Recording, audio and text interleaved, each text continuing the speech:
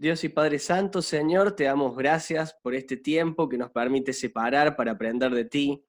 Y en esta tarde-noche, Señor, que hemos dedicado a esto, queremos que sea tu Espíritu Santo el que nos instruya y nos guíe, y que por sobre todas las cosas, como siempre pedimos, podamos sacar aplicaciones prácticas para nuestra vida, Señor. Que sepamos llevar todo esto a la diaria, que sepamos llevar todo esto al vínculo con nuestros hermanos y nuestros vecinos, que sepamos llevar todo esto a nuestra intimidad contigo, Señor, y comprometernos cada día más contigo, ser cada día más y mejores testigos, Señor, tuyos, más fieles a ti, más fieles a tu palabra, más fieles al mensaje del Evangelio y con un mayor y mejor impacto en la sociedad.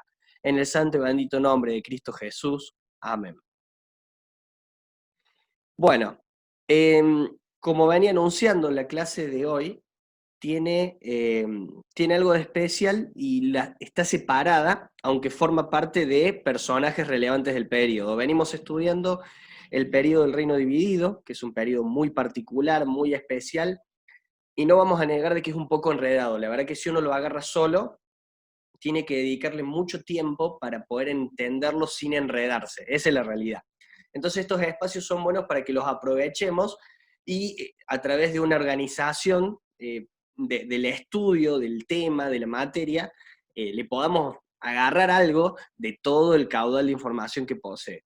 Yo creo que, eh, y esto quizá anticipándome a la parte práctica, este periodo está lleno de muchas enseñanzas, de muchos ejemplos, de muchas lecciones de vida que lo podemos aplicar a nuestra vida cristiana, que a veces pasan desapercibidas porque no le dedicamos el tiempo a esta clase de temas. Entonces, aprovechemos esto.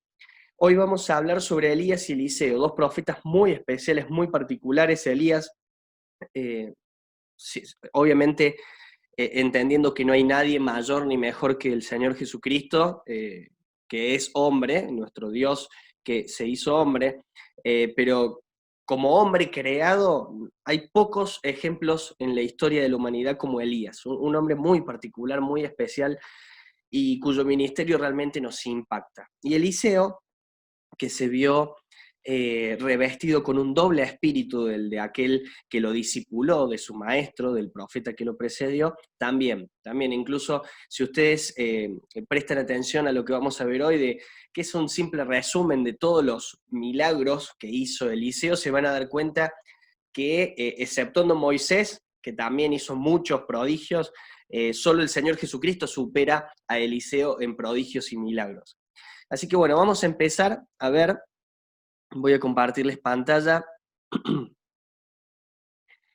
para que empecemos a estudiar o a repasar en realidad, porque no podemos hacerlo con toda la extensión, el tema de Elías y Eliseo. Lo primero que vamos a ver es Elías. Y hay una cita de Whitcomb que me encanta que dice, a semejanza de un meteoro que aparece como una ráfaga repentina de luz en el oscuro cielo, Elías aparece en escena sin trasfondo histórico y sin previo aviso. Y realmente es como se presenta este personaje, porque por más que investiguemos, por más que profundicemos y que podamos arribar a distintas conclusiones respecto a dónde se encuentra Tisbe o de dónde sale este personaje, no vamos a poder saber más que lo que la Biblia dice acerca de Elías, de su procedencia, que es absolutamente nada. Se nos dice que es tisbita, o sea que sabemos que seguramente viene de un lugar que se llama Tisbe, y hasta ahí llegó la información que el Señor quiso que sepamos acerca de Elías.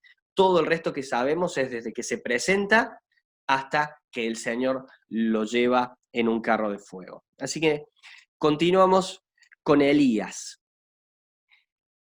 Aunque me gustaría que lo veamos de manera cronológica el ministerio de Elías, y quizá en la parte práctica vamos a ver algunas cuestiones siguiendo el orden cronológico de los eventos, la mejor forma de ver resumida la vida de Elías es a través de temas. Entonces estos temas los fui tomando del material con los distintos títulos. Entonces, Elías y el rey Acab va a ser el primer tema con el que vamos a empezar. Cuando Elías aparece en Primera Reyes capítulo 17, verso 1, se nos dice de que él le da un anuncio al rey Acab. Ya hablamos mucho del rey Acab, esposo de Jezabel, un rey impío y que se dejó constantemente gobernar por su esposa Jezabel, una mujer que no pertenecía al pueblo de Dios y que realmente tuvo una influencia muy maligna y muy fuerte en la tierra de Israel, el reino del norte.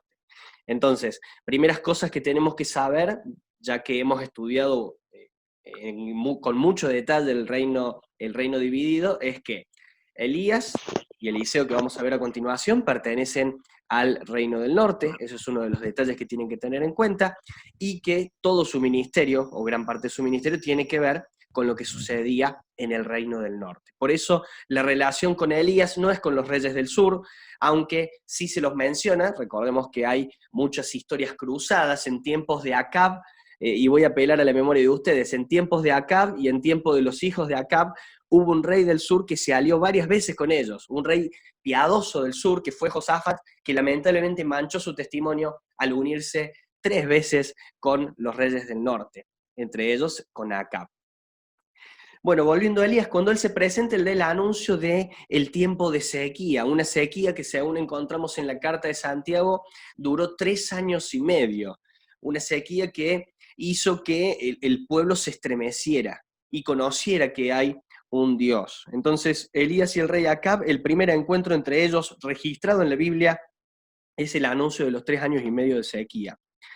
El segundo encuentro que podemos mencionar entre el rey Acab y Elías es el desafío del monte Carmelo. Y este desafío ya lo vamos a ver más adelante cuando veamos el tema en el monte Carmelo con los profetas de Baal, pero es el segundo encuentro que podemos mencionar de otros que ustedes seguramente pueden encontrar entre Elías y el rey Acab. Esto está en 1 Reyes capítulo 17, versos 17 al 19.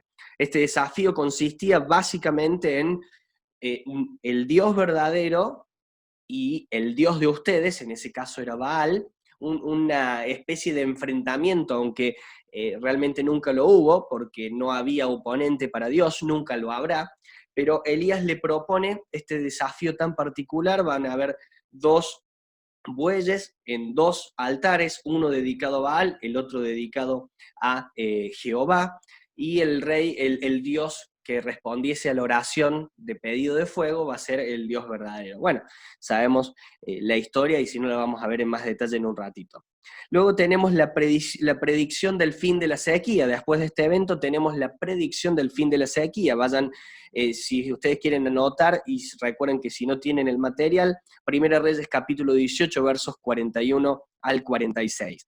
Y finalmente, otro encuentro particular entre ellos es la sentencia de muerte pronunciada contra el rey y su esposa. Esta sentencia de muerte viene como resultado de un encuentro duro que tiene el profeta con ellos por la viña de Nabot. ¿Recuerdan la historia? Acab deseaba la viña de Nabot, Nabot no quiso venderle su viña, entonces Jezabel, de manera muy maligna, se encarga de generar una treta, un ardid para poder quitarle la vida a Nabot y por consiguiente la viña. Bueno, luego de esto llega un pronunciamiento de muerte de parte de Dios, que es un mensaje que Elías se entrega a Acab. Eso está en Primera Reyes, capítulo 21, versos 17 al 24. Luego, si vamos a hablar de otro tema, otro episodio del cual podríamos sacar lecciones espirituales, tenemos Elías y los cuervos en Kerit. Hubo un arroyo conocido y famoso llamado Kerit. Este arroyo de Kerit, o en este arroyo de Kerit, Elías es alimentado en forma sobrenatural por unos cuervos. El arroyo eventualmente se termina secando por una cuestión lógica. Si vamos a recordar el orden cronológico de la historia, después de que Elías anuncia la sequía al rey, Dios le dice que huya y que se esconda en ese lugar, en el arroyo Kerit, cerca de la unión con el río Jordán, entre el arroyo y el río Jordán, y el Señor lo alimenta de manera sobrenatural. Eventualmente el río se seca porque había sequía, una cuestión natural y lógica que termina sucediendo. Esto lo pueden encontrar, como la historia continúa, Primera Reyes 17.1, este es el anuncio de los 3 años y medio de sequía. Bueno, entonces tenemos en Primera Reyes 17.2 al 7, Elías y los cuervos en Kerit. Luego tenemos Elías y la viuda de Sarepta. Dios le alimenta de forma sobrenatural mediante una viuda. Y el otro evento importante en medio de esta historia es que él resucita al hijo de la viuda. De esto vamos a sacar alguna aplicación espiritual en la siguiente sección. Resta ahora recordar la historia. Cuando Elías se encuentra con esta mujer estaba próxima a morir, porque entre la sequía, no poder sembrar ni cosechar, ser viudo y no poder trabajar, tener un hijo menor que no podía sostener a la familia, el único alimento que les quedaba era lo último que iban a comer para luego morir. Entonces Elías desafía la fe de esta mujer, pidiéndole que lo alimente a él con esa última comida que tenían, prometiéndole de que la comida nunca iba a faltar hasta tanto terminar la sequía, cosa que se cumple y esta mujer pasa el desafío de fe. Realmente, si buscan ejemplos de fe, a veces nos olvidamos de que está la viuda de Sarepta entre estos ejemplos. Una pagana, más que una pagana, diría alguien que no pertenece, una gentil, no perteneciente al pueblo de Israel, que fue desafiada por un hombre de Dios y que confió en la palabra de ese hombre de Dios, por consiguiente en Dios. Esta mujer sufre una pérdida terrible, que es que su hijo muere, y Elías se encarga de resucitarlo. Esta historia, la parte, tanto lo que es la viuda de Sarepta en Primera Reyes 17, 8 al 16, y la resurrección del hijo en Primera Reyes 17, del 17 al 24. Bien, acá yo puse un personaje conocido para los más jóvenes y los más grandes si les gusta ver dibujitos con los chicos. Ese, ¿cómo se llama? Coraje, el perro cobarde, una especie de contradicción para hacerlo gracioso. Bueno, ¿por qué puse esto? Porque Abías fue un personaje muy particular, de quien vamos a también sacar una lección en la siguiente sección. Abías fue una persona creyente que adoraba a Dios, pero lo adoraba en secreto. Él oficiaba como un mayordomo del rey Acab. Él había ayudado a 100 profetas. Él incluso cuando se encuentra con Elías le quiere, ¿cómo decirlo? Quiere mostrarle todas las obras de bien que él había hecho, entre ellas ayudar a 100 profetas de Dios de que no fuesen exterminados por el rey Acab, pero en ningún momento eh, él se identificó como un hombre de Dios. Realmente se encuentran dos personajes que son antagónicos, un Elías que es valeroso como pocos y un Abdías que es lamentablemente cobarde como muchos. Con gran resistencia y temor, ya que él era el mayordomo, Elías le demanda de que organice un encuentro entre el rey Acab y él mismo, y el profeta. Bueno, él se resiste, pero finalmente lo hace. Esto lo podemos ver quizá como una restauración de Abdías a identificarse como un hombre de Dios. Luego tenemos Elías y el pueblo de Israel. Elías no solamente fue valiente al hablarle al rey Acab, sino que también fue valiente al hablarle al pueblo. Cuando Elías desafía al rey, luego de ese encuentro que organizó Abías, y lo desafía a hacer este especie de evento en el Monte Carmelo, Elías también se dirige al pueblo y lo desafía al pueblo a conocer cuál era el verdadero Dios. Los desafía a identificar cuál es el Dios que realmente es y que tiene poder. Porque Israel, recordemos que en ese tiempo y desde hacía mucho ya venía entregado a la idolatría.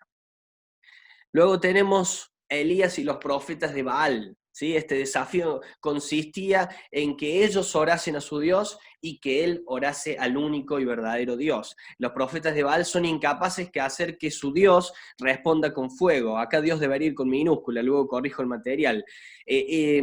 Como ellos fallan por una cuestión lógica de que su Dios no existe, sino que es una invención de ellos, es alguien que no tiene poder porque no existe, terminan perdiendo. Elías muestra al pueblo cuál es el único verdadero Dios y finalmente ordena que sean asesinados todos los profetas por su paganismo. Elías y el Señor Dios, Elías y Jehová.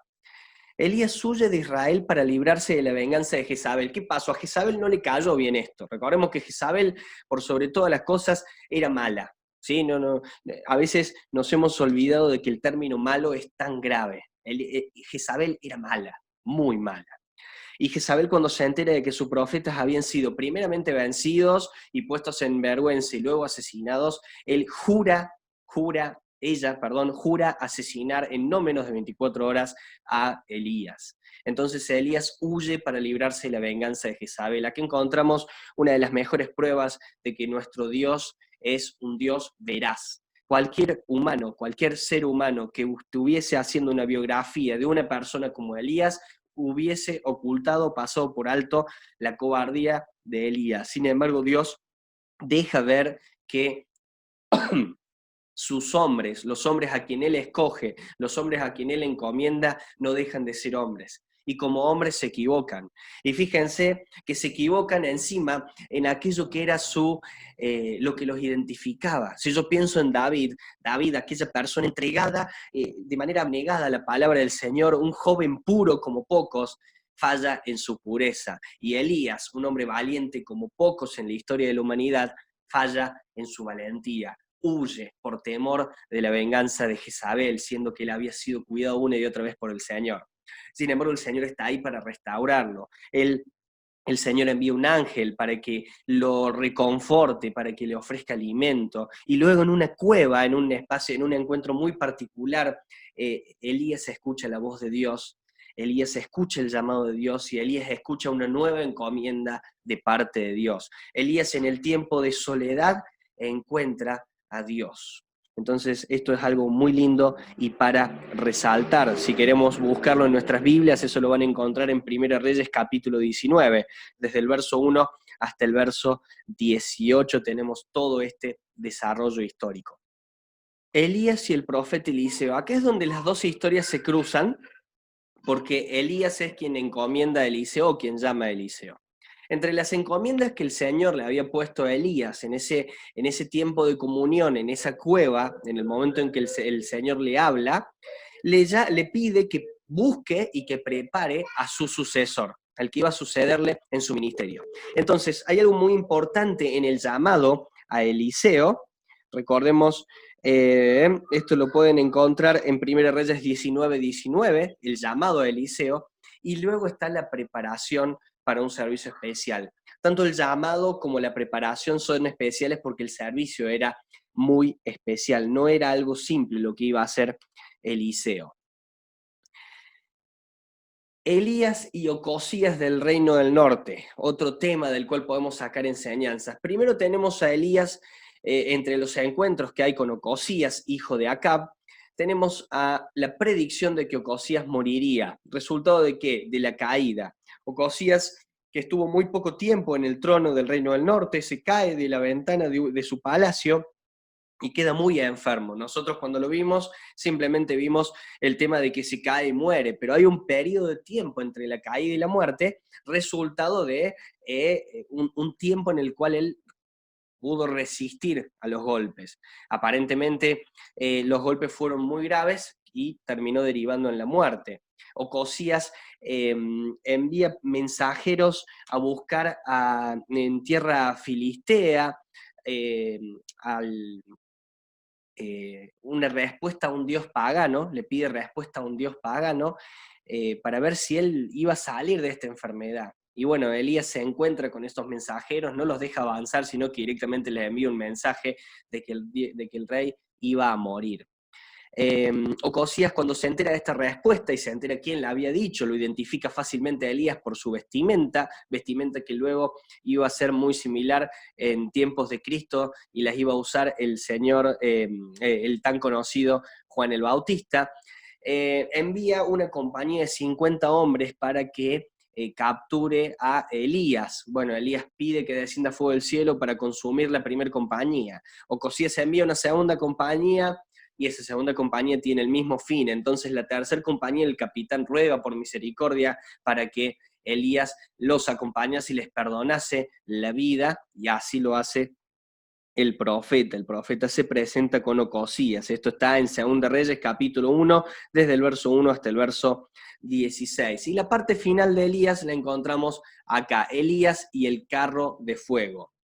Él separa las aguas del Jordán, él se para en la orilla oriental, recibe la última petición de Eliseo. Eliseo pide valientemente recibir doble porción de su espíritu y finalmente es trasladado al cielo sin morir. Se convierte en la segunda persona que llegó a la gloria sin ver la muerte. La otra la encontramos en Génesis capítulo 5 y fue Enoc. Bien, hasta acá con la historia de este curioso personaje. Eliseo vamos a pasar un poquito más rápido porque vamos a ver simplemente los 18 eventos extraordinarios, los 18 eventos extraordinarios que Eliseo realiza. Primero, acá les puse una foto del río Jordán en tiempos actuales. Él partió las aguas del río Jordán tal como lo hizo su predecesor. Él purificó las aguas en Jericó. Acá tenemos una foto de la Jericó actual. Él purificó las aguas en Jericó. Él recibió burlas de parte de unos jóvenes y a estos jóvenes los juzgó y envió de manera sobrenatural, un oso termina exterminando a estos jóvenes.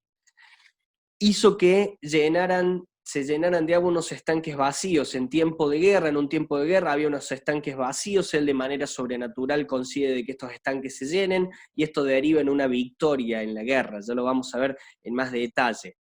Él hizo que se llenaran de aceite unos envases vacíos. Él tiene un encuentro con otra mujer muy similar al encuentro que tuvo el profeta Elías, pero en este caso él se encarga de que esta mujer pueda ser librada de la deuda y de que sus hijos sean llevados a la esclavitud a través de proveerle de una cantidad sobrenatural de aceite, todo de un poquito de aceite que tenía ella. Luego tenemos la resurrección del hijo de la mujer en Sunem. Ahí les puse el mapa donde se encuentra Sunem, en la parte norte de la región de Samaria, fuera de la región, ¿sí? Resucitó al hijo de la mujer en Sunem. Luego tenemos que purificó una olla de guisado envenenado en Gilgal. Alguien se había equivocado, puso algo con veneno, algo que podía ser peligroso para la salud de todos los que estaban comiendo, y él se encarga de purificar esa olla envenenada. Alimentó a 100 hombres, y acá les puse una foto de lo que se verían, de cómo se ven 100 hombres, y con la cantidad de comida con la que los llenó a todos y encima sobró. Sació el hambre de 100 hombres, hombres adultos, hombres en forma, hombres que comían, con lo que ustedes ven a su derecha, con ese poco de comida. Obviamente este es un milagro similar al que posteriormente hace Cristo con una gran diferencia de magnitud en la alimentación de los 5.000, multiplica la comida.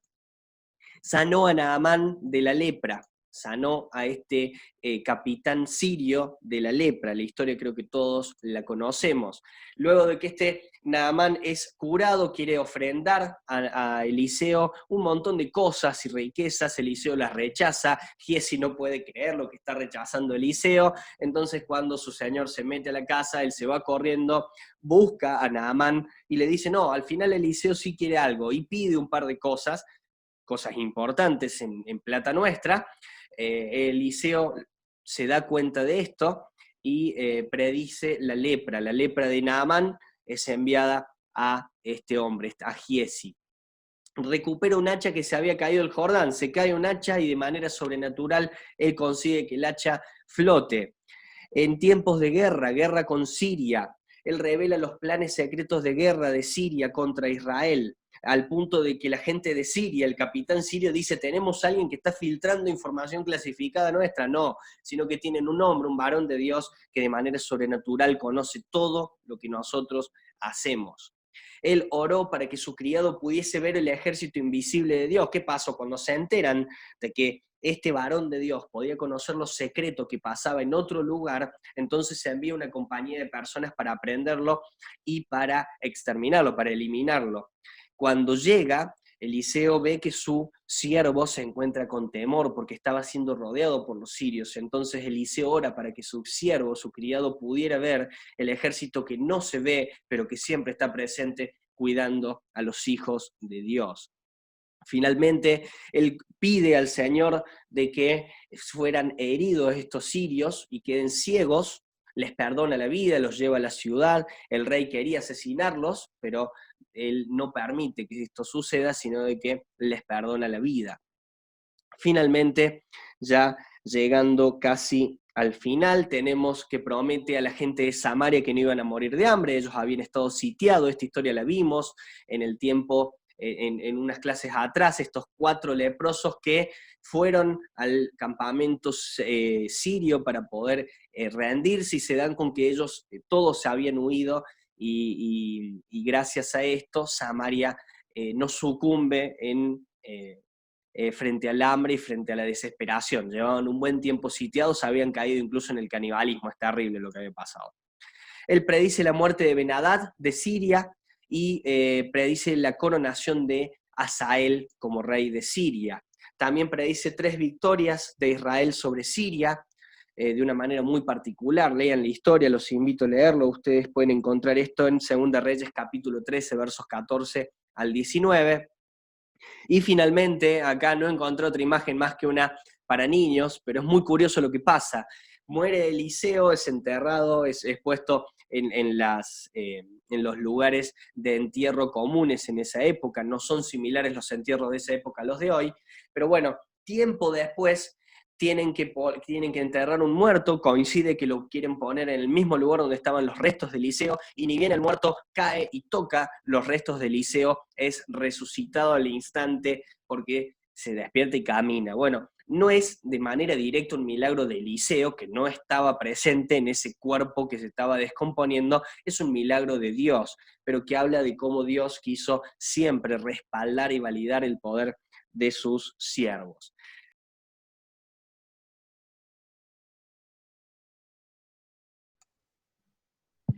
Bueno, retomamos entonces el estudio, y aunque no lo vimos de manera cronológica, hoy sí la parte práctica que vamos a tratar de sacar, vamos a sacarla en orden, en el orden cronológico que van surgiendo.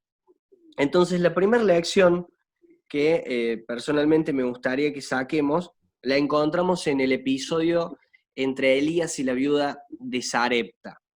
En medio de una historia tan particular como la de Elías, yo creo que es lógico sacar muchísimas enseñanzas de parte de Elías. Pero bueno, también creo que es útil ver a aquellas personas que rodearon al profeta. Yo algo adelante de esto.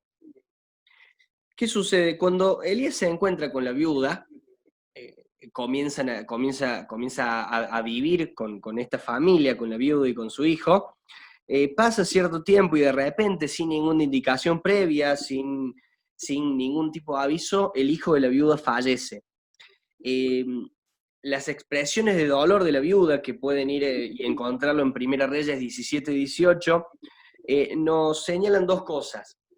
Y la primera cosa que va a señalar o que nos va a indicar es esto. Entre las expresiones de dolor que encontramos de parte de esta mujer, encontramos la frase varón de Dios.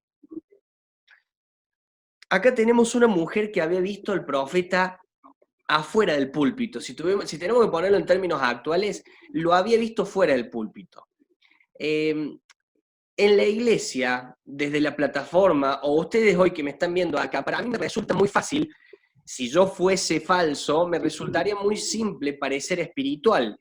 Podría poner un par de libros a mis espaldas, o simplemente por memorizar una buena cantidad de datos, yo podría aparentar algo y podría simular que soy un varón de Dios.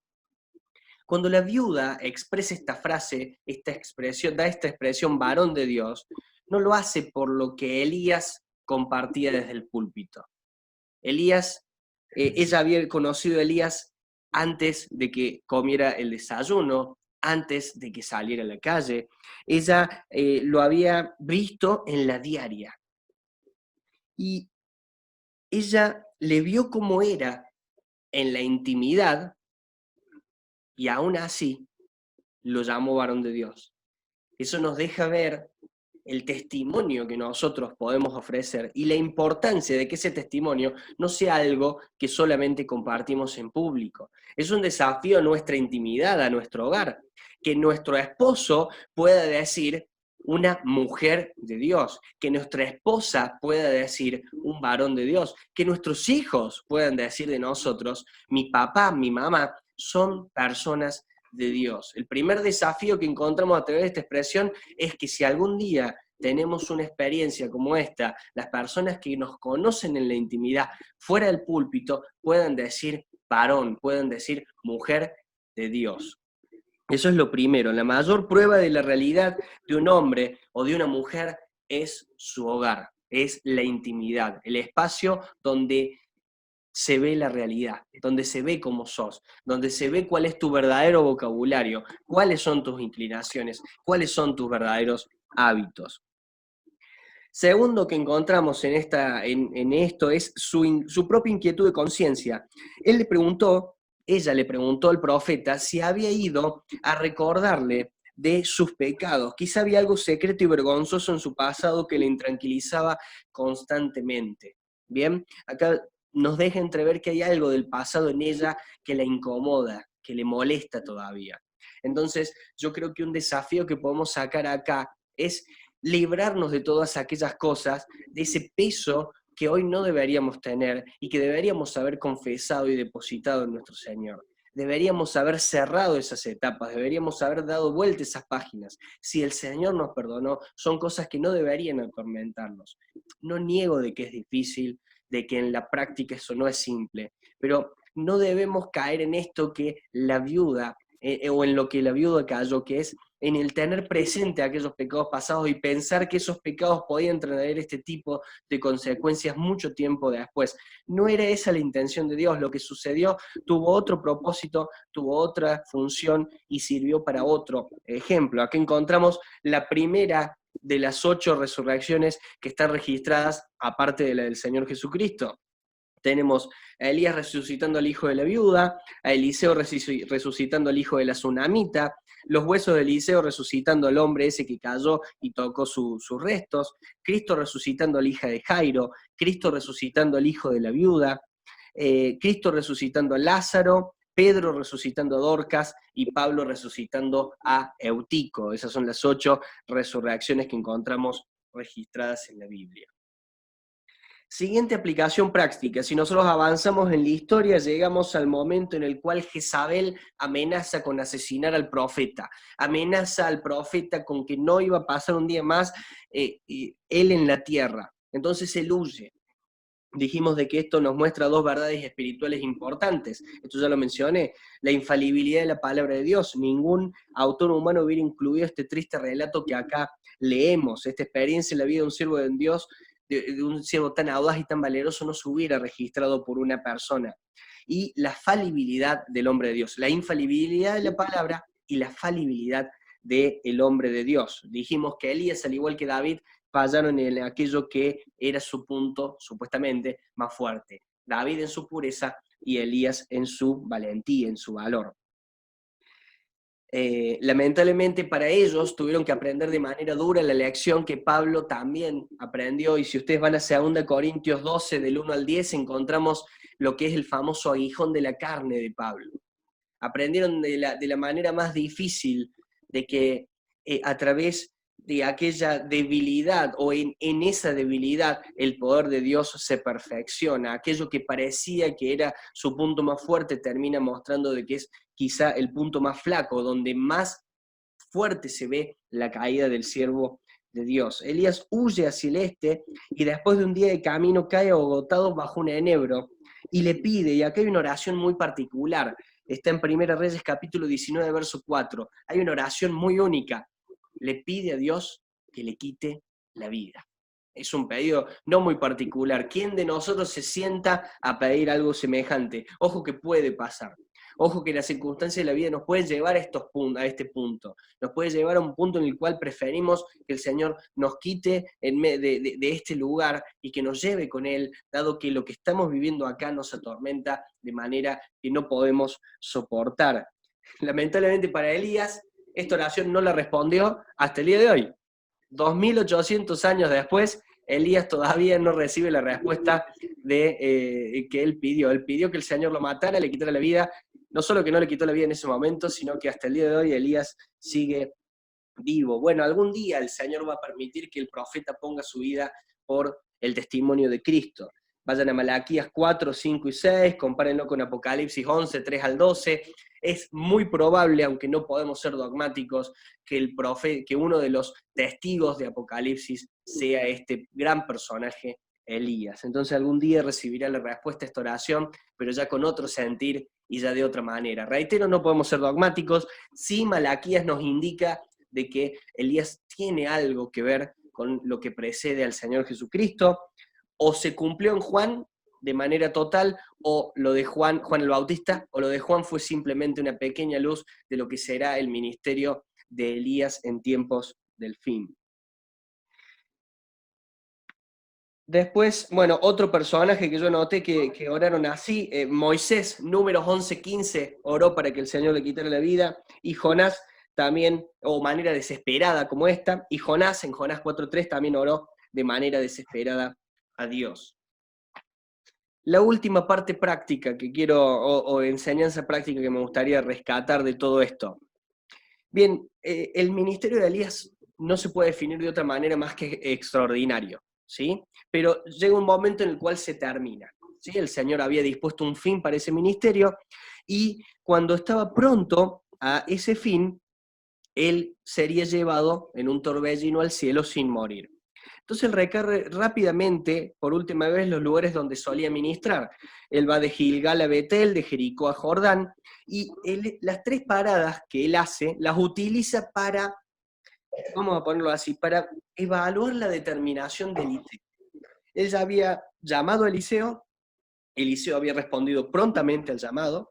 Eliseo lo único que había pedido es: déjame despedirme de mi gente, pero con un total compromiso que se iba a ir.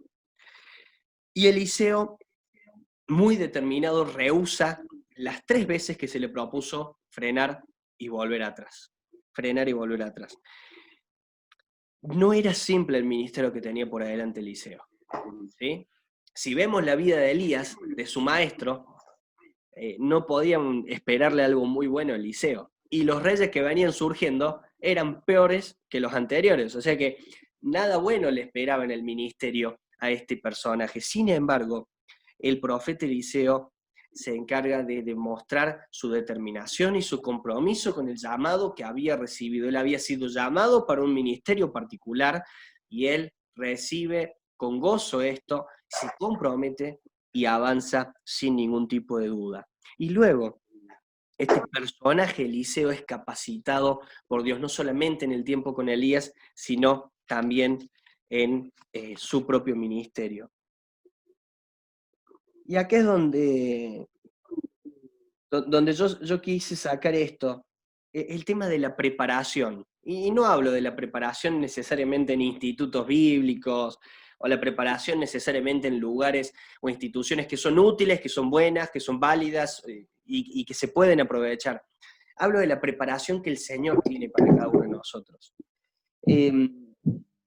Tenemos a Elías, que fue preparado y capacitado en intimidad con el Señor durante 3 años y medio, siendo alimentado por cuervos y otras experiencias particulares al lado de un arroyo seco. Esa extensión de tiempo tan particular nos debería llamar la atención del tiempo de intimidad que el siervo pasa con el Señor previo a semejantes obras. Otro personaje que tuvo un tiempo así similar de preparación es Pablo. Pablo estuvo 3 años en Arabia, 3 años de preparación, 3 años de capacitación. Cuando él dijo en 1 Corintios 11 de que recibió del Señor la instrucción acerca de la cena del Señor, es porque la recibió del Señor, es porque el Señor lo capacitó. Y cuando ustedes van a Gálatas, que él tiene el encuentro con Pedro y comparten el mensaje y ven la coincidencia de la instrucción, de la doctrina, de la enseñanza, nos damos cuenta de que la instrucción que Pablo recibió fue del Señor. Pablo no se levantó y dijo: soy misionero. Pablo fue capacitado por el Señor. Estuvo 3 años en Arabia, estuvo casi 10 años en la iglesia, previo a ser encomendado al primer viaje misionero. Fíjense cómo el Señor capacita y prepara. Y acá es donde yo quiero llamar la atención a los espacios donde el Señor capacita. El Señor capacita en la intimidad y el Señor capacita en la iglesia. No quita el espacio de los institutos o incluso esto que estamos haciendo acá, pero el Señor capacita en la intimidad y el Señor capacita en la iglesia. Pablo no le bastaba con los 3 años de teología que recibió de parte del Señor. Pablo necesitaba 10 años de comunión para ser encomendado por los ancianos que estaban por sobre Pablo en lo que se refiere a autoridad y organización de la iglesia. Ancianos a los que Pablo respondía, ancianos a los que Pablo volvía y les daba parte de lo que había hecho. El apóstol Pablo, el apóstol por excelencia, el que más admiramos, el que más hizo, estaba sujeto a sus ancianos. Yo creo que la enseñanza sale sola de lo que nosotros debemos hacer, el espacio donde somos capacitados. ¿Cuánto tiempo fue capacitado Moisés? ¿Cuánto tiempo pasó en el desierto Moisés siendo preparado y capacitado? ¿Y se equivocó? Sí. ¿Y corrigió sus errores? También. Recuerden su encuentro con su suegro, Yetro. ¿Qué le dice Yetro? No podés estar a cargo de todo, Moisés. No podés hacer todo. Buscá varones sabios, buscá varones con sabiduría, con edad, con aplomo, con experiencia, a los cuales puedas delegar. Y fue avanzando y fue siendo capacitado en ese espacio en el desierto, en la intimidad, en la comunión, salvando las diferencias entre la iglesia y el pueblo de Israel.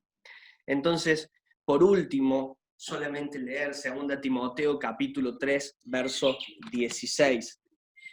Es un texto que todos conocemos. Toda la escritura es inspirada por Dios y útil para enseñar, para redarguir, para corregir, para instruir en justicia, ¿sí? Pero no me voy a centrar en el 16, sino en el 17. ¿Cuál es el propósito? ¿A fin de qué arranca el 17? El hombre de Dios, el varón de Dios, la mujer de Dios. Recuerden que empezamos hablando de que en la intimidad puedan identificarte como un hombre, como una mujer de Dios. Bueno, a fin de que el hombre de Dios esté enteramente preparado ¿para qué? Para dar un instituto, para compartir una clase, para predicar desde el púlpito. No, para toda buena obra. El Señor preparó obras para que andemos en ellas, son preparadas de antemano para que vos y yo andemos en ellas.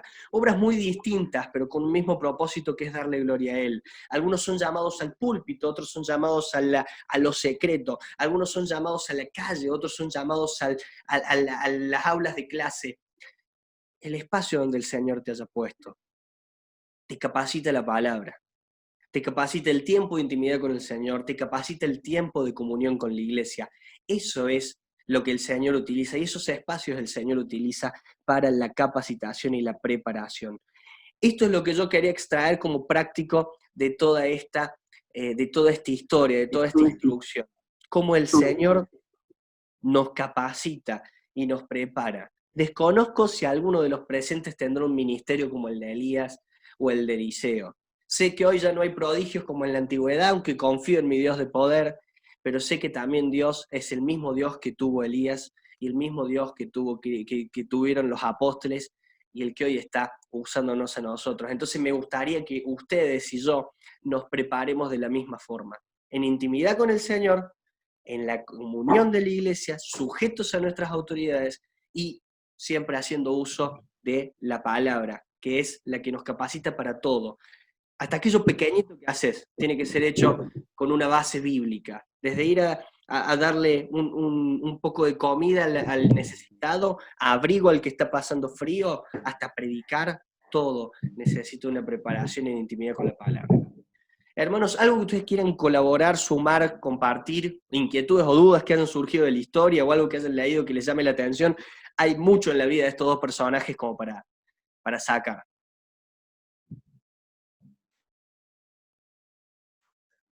Bueno, listo. Entonces, lo que es el tiempo de estudio lo cortamos, vamos a hacer una oración para cerrar el tiempo de estudio. Sí, levanten la mano. Sí, yo. Escúchame, no sé si lo dijiste al principio, pero un poco por todo tu repaso, el ministerio de estos dos profetas es en Israel, ¿verdad? Sí. En el reino de Israel.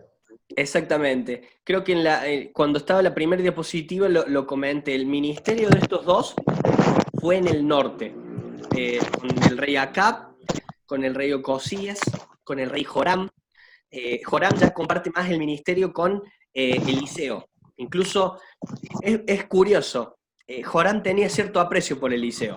Hasta lo va a visitar al lecho de muerte, y es Joram el que consigue esas 3 victorias que posteriormente son predecidas por Eliseo. Yo les dije que Eliseo predice 3 victorias de Israel sobre Siria. Y bueno, cuando Joram va a verlo al lecho de muerte, muy triste por la muerte de este profeta, no sé por qué, pero le tenía aprecio, siendo que el profeta le denunciaba su maldad, pero bueno, segundito. Cuando él le anuncia esto, le dice que agarre unas flechas y golpee con ellas el suelo. Bueno, Joram golpea solamente de manera muy débil 3 veces, y Eliseo lo reprende y le dice, ¿cómo no golpeaste un poco más, por lo menos 2 veces más, para poder tener 2 victorias más por encima de Siria? Así que sí, es es con los reyes del norte. Aunque Eliseo, muchas de las cosas que hace son por amor de Dios a Josafat, rey del sur. ¿Sí? Incluso hay algunas cosas que suceden en el norte y ayudas que reciben los del norte, no porque sean ellos buenos, sino porque estaba Josafat presente, Josafat, rey del sur. ¿Alguna otra consulta o duda? ¿Lo tenés relacionado con algún otro profeta del sur? Con profetas de manera directa, no.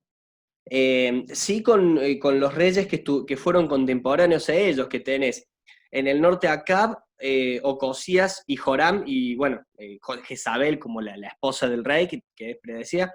También está Jehú del norte, porque cuando Elías está en la cueva, recibe la encomienda de parte de Dios de que salga, que vaya a buscar Eliseo y haga otras cosas más. Entre ellas estaba ungir a Hazael de Siria como rey, futuro rey de Siria, ungir a Jehú como futuro rey de Israel, pero esto al final desconozco el por qué no se termina realizando, eso lo sabe el Señor, pero lo termina haciendo Eliseo. Eliseo es quien predice y además corona a Hazael como el futuro rey de Siria, al punto que Hazael al otro día de la predicción termina matando al rey que estaba en ese momento y quedando él como rey, y es Eliseo, el que corona, unge a Jehú como rey, y le encomienda de parte de Dios que extermine a toda la familia de Acab y Jezabel que estaba viva en ese momento.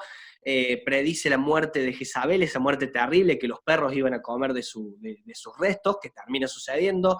Predice cómo iba a ser este hombre Jehú el que exterminara a todos, que Jehú lo termina haciendo. ¿Recuerdan cuando vimos la historia de los reyes?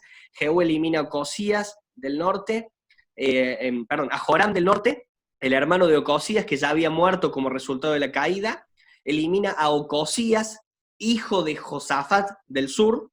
Se nos van a empezar a mezclar ahora los personajes.